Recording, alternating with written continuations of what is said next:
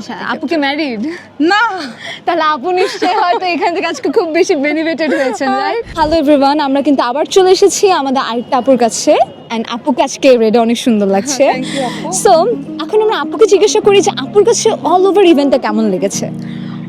Thank you আপু। সব থেকে বড় বিষয় হচ্ছে অল ওভার ইভেন্টটা জাস্ট ভাও, বিকজ একটা ছাদের নিচে এত মানে জিনিস, এত অর্গানাইজ এবং এত সুন্দর সব কিছু মানে আমরা একটা প্ল্যাটফর্মে পেয়ে যাচ্ছি, এটা সত্যি অনেক অ্যামেজিং একটা ব্যাপার। আর এখানে যে স্টলগুলো দেখছি, এখানে যে ডেকোরেশন, প্রত্যেকটা জাস্ট টপ নোচ। আমার কাছে মনে হচ্ছে আমি দিল্লির কোনো হচ্ছে ইভেন্টে চলে আসছি। একদম মনে হচ্ছে না যে আমি রিয়েল কোনো বিয়ে খেতে রিয়েল কোনো এসেছি। বিয়েতে, ইয়েস। আমার কাছে মনে হচ্ছে যে এক সাইডে হচ্ছে খাবারের যে ফুড কোর্ট, ওখানে তাকালে মনে হয় যে এখানে বিয়ে বাড়ির খাবার চলতেছে, এখানে মনে হচ্ছে বর্ব চলে আসবে, এমন একটা হচ্ছে এনভায়রনমেন্ট। অ্যান্ড ডেকোরেশন তো জাস্ট এটাকে আরো বেশি হচ্ছে মানে যেটা ইনক্রিজ real করেছে, বিয়ে, যেটা একদম রিয়েল বিয়ে।